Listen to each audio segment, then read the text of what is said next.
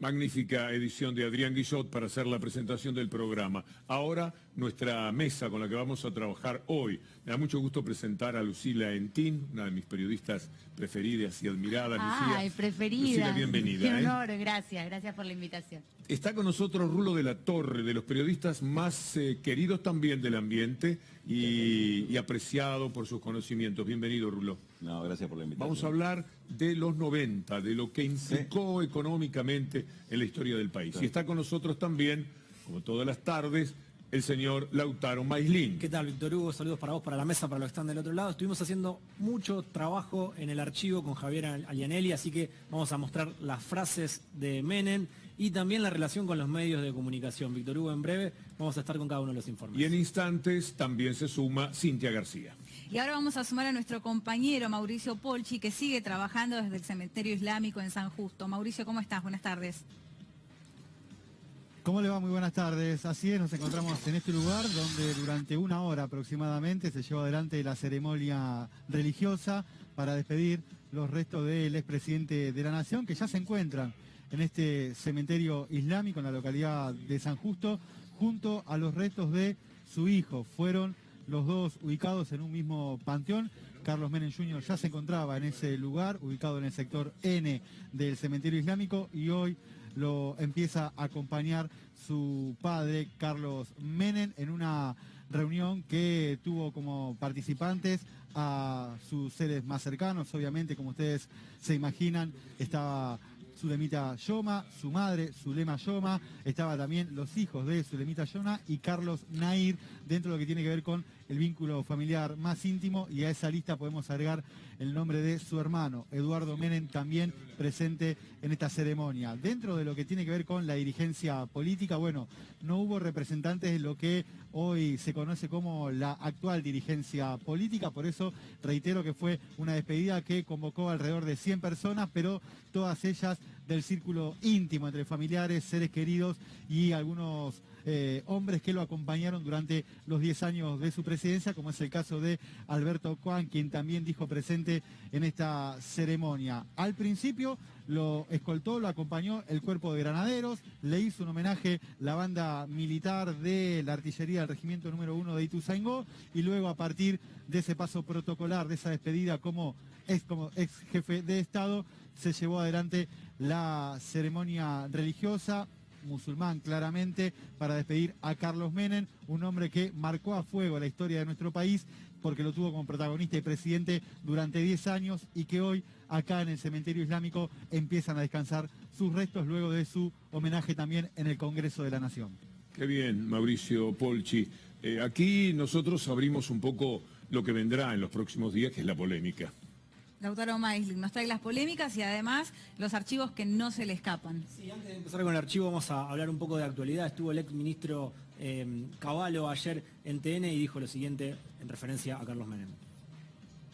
Lamentando mucho el fallecimiento de quien fue un gran líder para la Argentina y que definió rumbos en materia de política exterior y en materia de organización de la economía, que lamentablemente fueron abandonados a partir de 2002, pero que en algún momento van a tener que ser retomados si es que se quieren resolver realmente los problemas de la familia argentina y retomar una senda de progreso.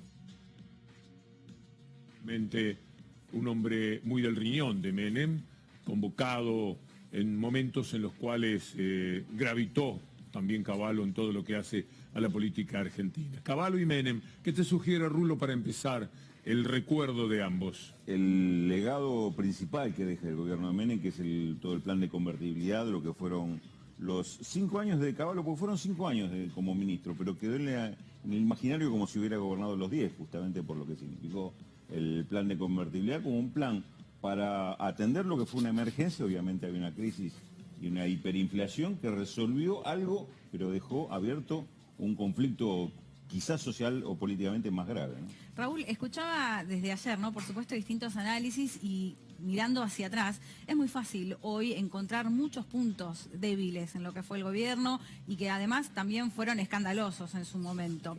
Y me parece difícil preguntarte esto, quizás te genere mucho esfuerzo.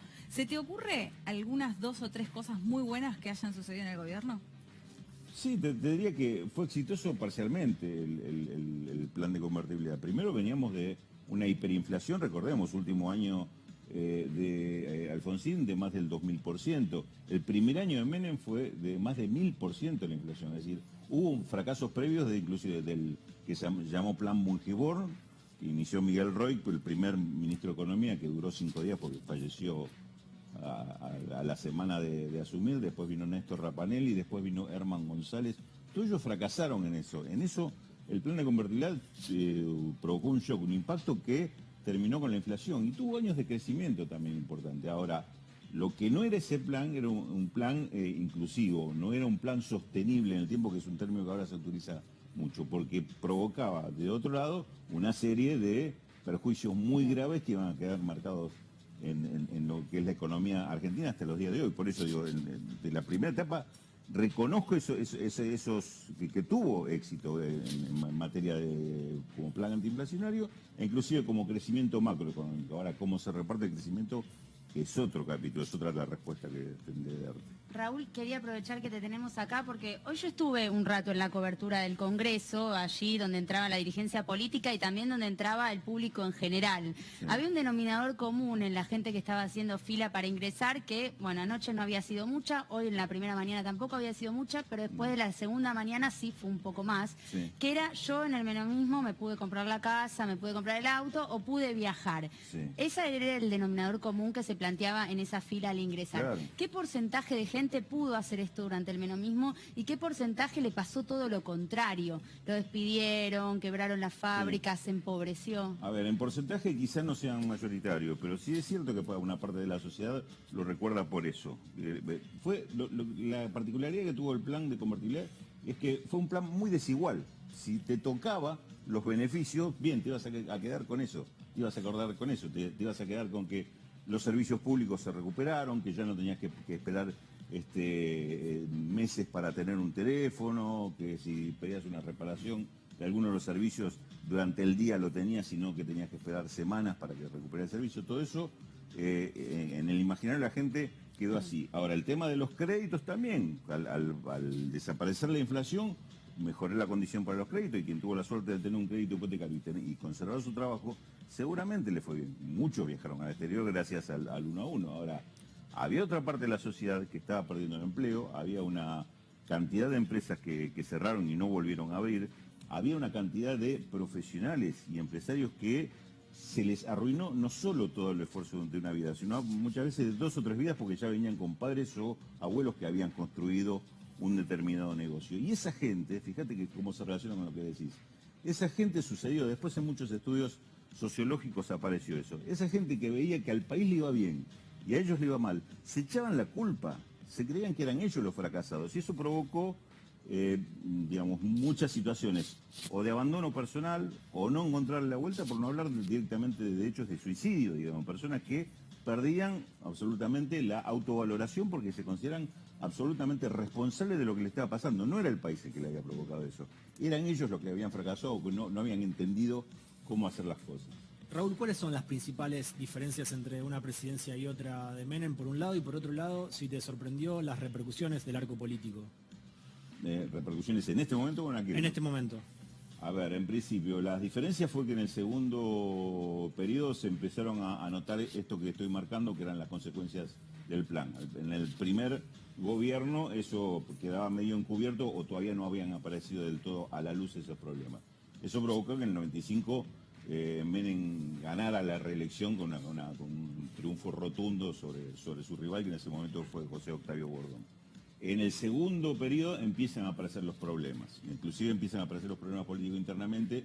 Teníamos recién a Domingo Cavallo, el otro que se adjudica ser el padre de la criatura, digamos, de lo que había salido bien, y se empiezan a echar la culpa de por qué empezaron las cosas a fallar a partir del año 96, por eso es que Cavallo termina alejándose del gobierno o reemplazado, despedido del gobierno y reemplazado por Roque Fernández.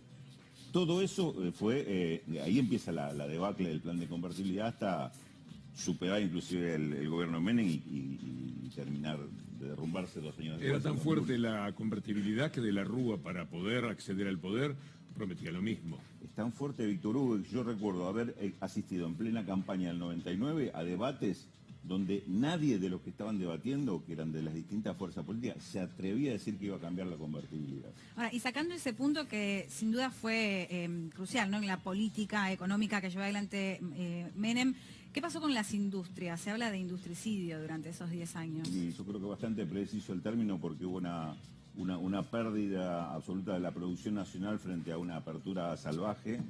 Se importaba a muy bajo costo productos muchas veces de mala calidad que iba desplazando a la industria nacional. Prácticamente no quedó con ninguna posibilidad de competir con esa industria nacional. Inclusive te diría que hasta las industrias que le fue bien por una cuestión del espacio de población a la cual se dirigían, por ejemplo la automotriz, lo que sucedió con la automotriz que reemplazaban la producción de insumos o de autopartes locales por importación de autopartes, es decir, perdió integración de producción nacional y el auto que te vendían en realidad era un auto armado con insumos o autopartes importadas, con lo cual ahí también perdías mucha producción industrial y mucho empleo, lógicamente. Este fue el gran fenómeno, el más grave que después costó y sigue costando revertir.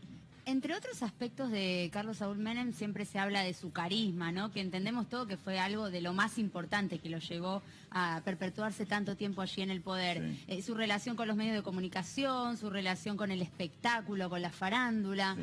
Hoy no se vio, ni ayer tampoco, ninguna personalidad del espectáculo, ninguna, de las que tenía relación en ese momento, sobre todo. ¿Y esto por qué habrá sido? ¿Tendrá una explicación? ¿Por qué nadie se presentó?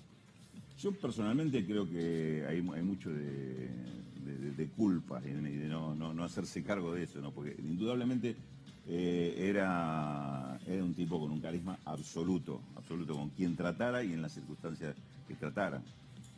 A nosotros, al periodismo, que éramos muy críticos, él inclusive nos trataba con un respeto, nos tocó viajar con él, y en eso era un tipo, digamos, con una condición muy particular.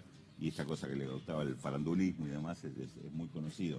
Ahora, seguramente, muchos de los que en ese momento se acercaron y aprovecharon de él, ahora no encontraron muy conveniente volver a hacerlo en el momento de la despedida. Analicemos un poco más qué pasó en esa relación con los medios, Lautaro. Sí, Agustina, arranquemos con el trabajo de archivo y en este primer informe vamos a ver la relación de Carlos Menem durante su presidencia y cómo benefició al grupo Clarín. También antes Clarín erosionó la presidencia de Alfonsín y lo vamos a ver todo en el siguiente informe.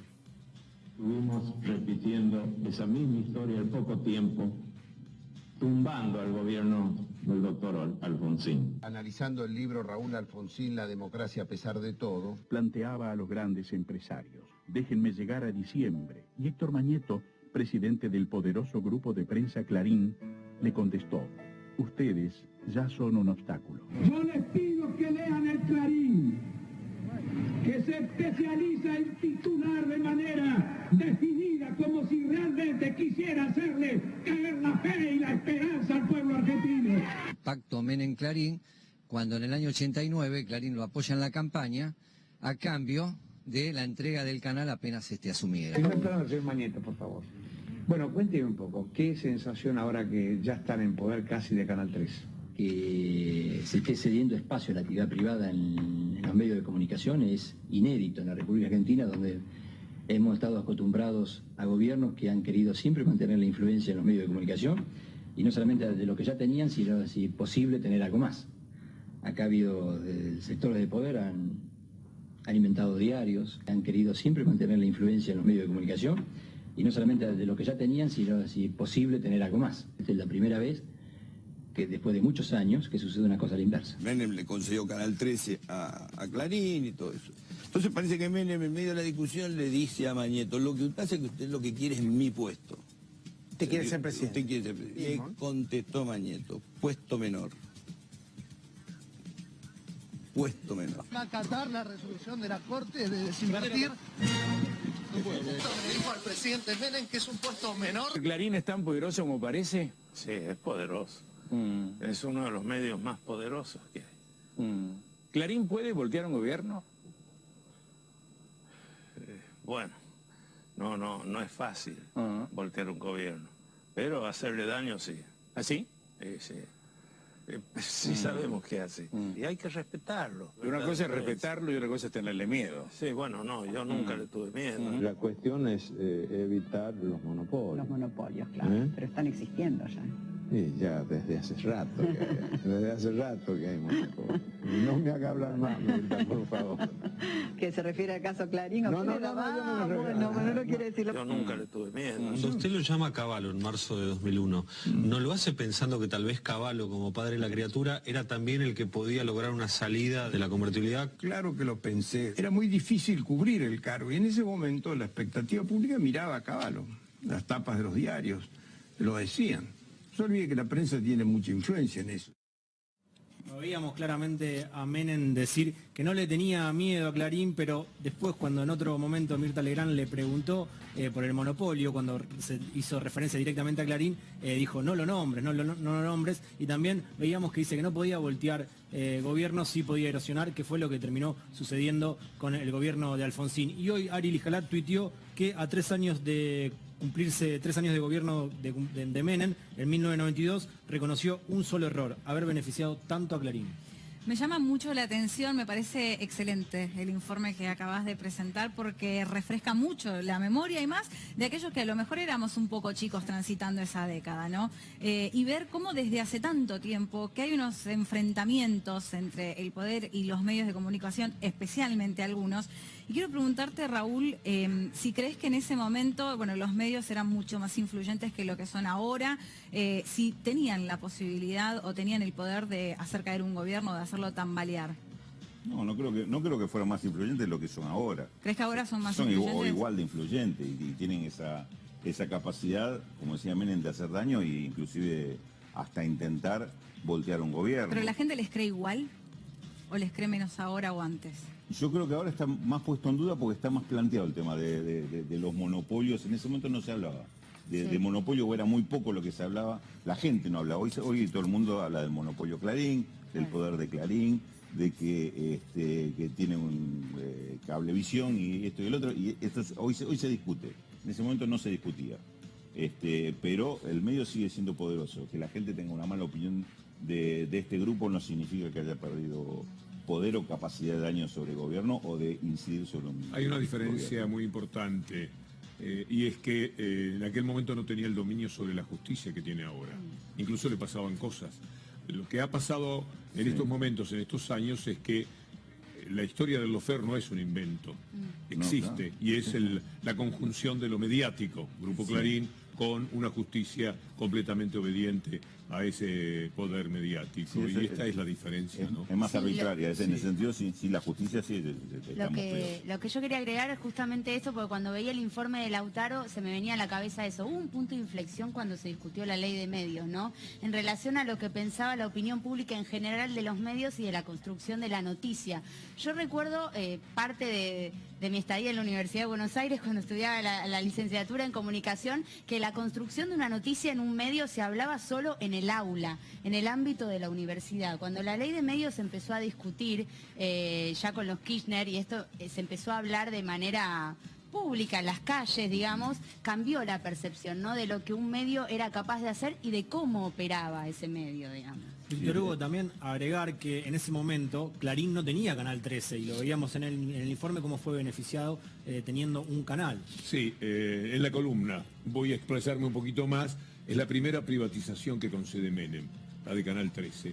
Cuando Menem va a ser presidente todavía no lo sabe. El que le comunica, el que le advierte que va a entregar el poder a Alfonsín, el primero que lo sabe es Mañeto, y se va a La Rioja. Y ahí se reúne con Carlos Menem. Y después llega Terraño para comentarle, enviado por Alfonsín, lo que iba a suceder. Llevaba 24 horas de preparación el tema de lo que iba a ser Menem, inducido claramente por los intereses de quienes querían privatizarlo todo en la Argentina. Rulo, muchísimas gracias. Me gustaría, por las dudas, que te quedaras con ganas de decir algo sobre un tema tan amplio como este, inabarcable en la velocidad de un reportaje, agradecerte y que digas tu punto de vista final. Muy brevemente. Me parece que, digamos, el tema de la convertibilidad, lo que significó para el país, que fue un poco el capítulo que terminó de consolidar lo que había iniciado la dictadura con el modelo económico neoliberal, con Martínez Dios del 76 al 83. y la ruptura de la convertibilidad, la explosión de la convertibilidad en 2001 no cerró un debate. Yo creo que ese tema todavía está abierto y todavía estamos discutiendo qué significó la convertibilidad y qué sigue significando esto para el país. La concentración de poder a la cual nos estamos refiriendo, el cambio estructural que significó que se concentrara el poder y que resultara tan perjudicado una mayoría de argentinos. Todo eso me parece que es el tema que, bueno, ahora a raíz del fallecimiento de Menem también es una oportunidad para revisar qué pasó con eso, porque todavía lamentablemente seguimos viendo que Cavallo y otros funcionarios de época todavía dan opinión y dan consejos en los medios de comunicación. Los medios de comunicación ya sabemos cuál. Raúl de la Torre, muchas gracias. No, por favor, a ustedes por la invitación, un gusto.